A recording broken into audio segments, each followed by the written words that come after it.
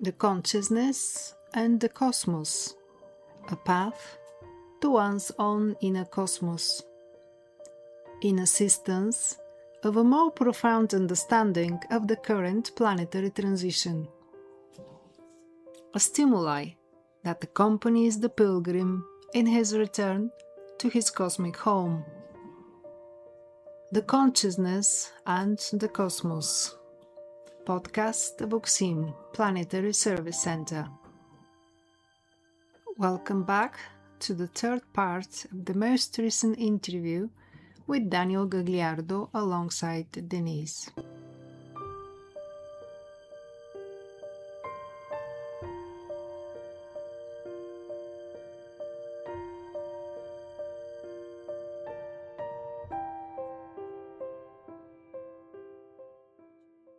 Speaking of instructors and teachers, there is something that is often used and in recent years has been promoted again. I think it came more from the 60s, and it is the use of plants called sacred, just as one uses an instructor as a bridge.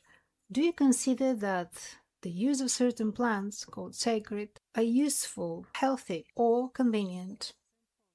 Bien, en realidad no existen plantas sagradas. Existen conceptos que hacen que nosotros definamos como sagradas a plantas que tienen un determinado efecto. Pero vamos a ir un poquito para atrás. Daniel Gagliardo answers, in reality, there are no sacred plants. There are concepts that lead us to define plants that have a certain effect as sacred. But let's go back a little. You rightly mentioned a period in the last century when all this came to light, when in reality it is ancient shamanistic knowledge. That it is not only related to Indian shamanism, but to shamanism worldwide, universally. Because all over the planet, in different ethnic groups, while shamanism was a current trend, the types of plants wrongly called sacred existed and were used. Now, why do we have to go back a little bit in history? Because in the previous cycle, that is before 1988, came to an end. In the previous cycle, humanity had to understand, accept, and experience the existence of levels of consciousness above concrete matters, yeah? So what happens was that these types of plants that generated alterations of consciousness, altered states of consciousness, allowed a glimpse, allowed consciousness to peek into the astral plane, which is the plane immediately above the physical etheric plane. Now, the astral plane itself is an intermediate level of consciousness, just like the mental plane. So it was considered a great discovery, a transcendental step of a spiritual nature. So we said that at that time, the action of this plant, the active ingredients generated an altered state of consciousness that also allowed a conscious registration of the energy and the laws of the astral plane, of the astral forces. At that time, it was very important for humanity to discover that through these elements, through the chemicals present in these plants, a hidden subject world that was the astral world, the physic, astral levels, the psychic levels.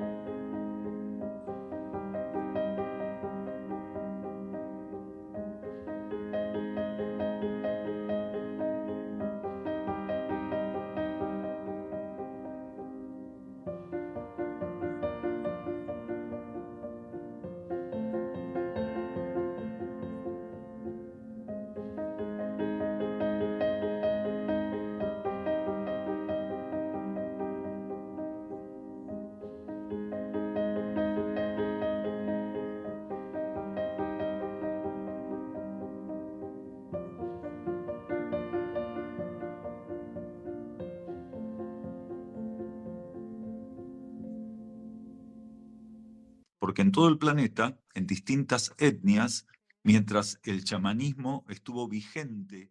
The astral plane, as it's commonly called, for a long time this held an importance that it does not have now, because there is nothing in the astral level that serves your consciousness, evolutionary. It is only one more experience of understanding the successive and superlative levels that compose us, because we have an etheric physical consciousness, an astral or emotional consciousness, and a mental, intuitive, spiritual, monadic, and divine consciousness. That is to say, we have 7 levels of consciousness. The astral is immediately above the physical, etheric, and below the mental level. These misnamed sacred plants served precisely to provide a bridge between the plane of concrete consciousness and the astral plane. They offered nothing in particular in terms of evolution. We insist they served to understand that there was a reality above concrete reality and were very useful, but that is now over. Today, people who are still tied to the use of these misnamed sacred plants are delaying themselves without knowing that in that delay they end up being a target. They end up being repositories of the activity of forces from the astral level that actually cause their consciousness to polarize, to focus on something unnecessary that offers them no evolutionary outcome.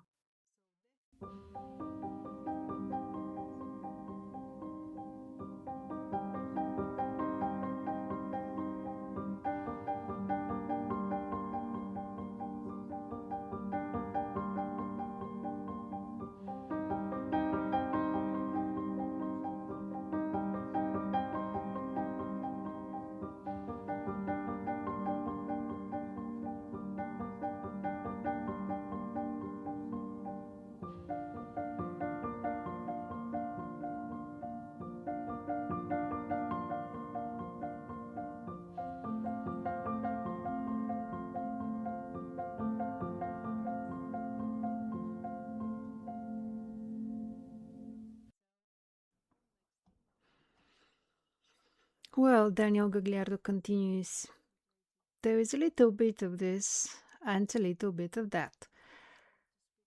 The supposed end of the cycle has not yet arrived.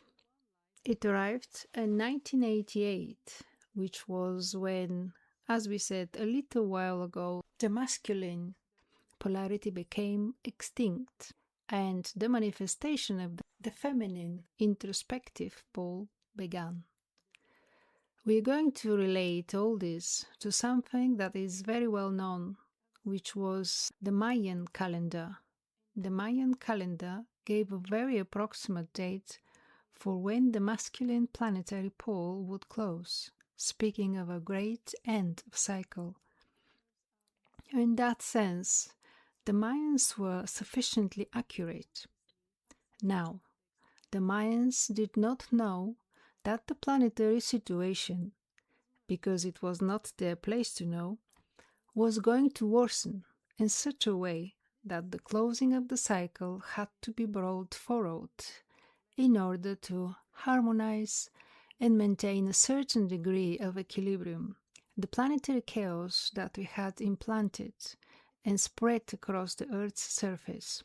Therefore, what was supposed to happen in the year 2012, as many will remember from the prophecies for 2012, happened in 1988.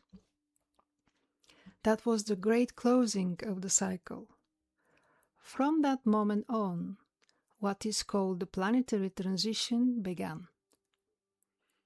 Now, any information regarding the closing of this planetary transition, any precise information with a day, time, and date is a fraud. Because the planetary transition is beginning continuously adjusted towards its completion, depending on what we are generating on the planet. So it is not the end of the world, but the end of a great cycle. Which cycle? The karmic cycle of the planet.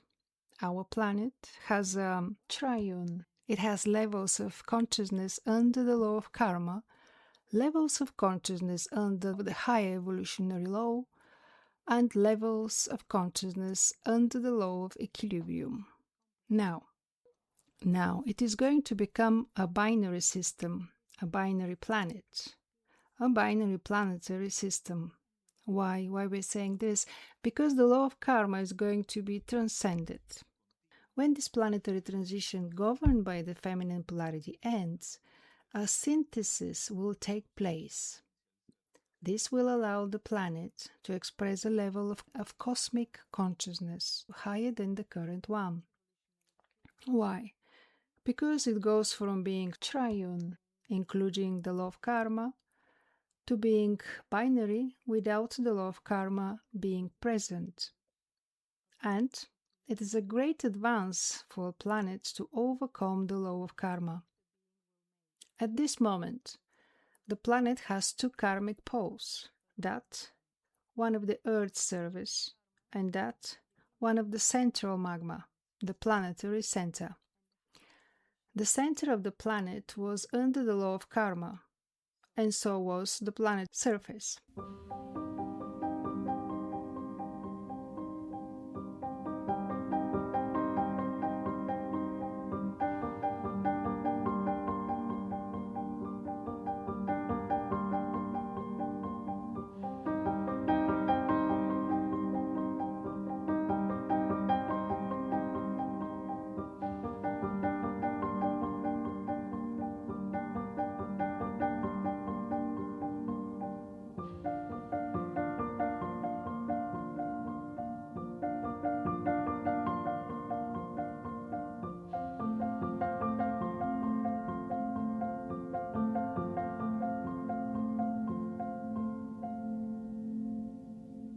When the transition is complete, the entire planet will be eradicated and the law of karma will be eradicated at all current karmic levels. This is the great process of transformation, and logically, there will be an immense readjustment in the relationship between substance, consciousness, and essence. Because when a planet transcends the law of karma and aspects of its substance has to be modified, the relationship between substance, consciousness, and essence is modified on every planet that transcends the law of karma.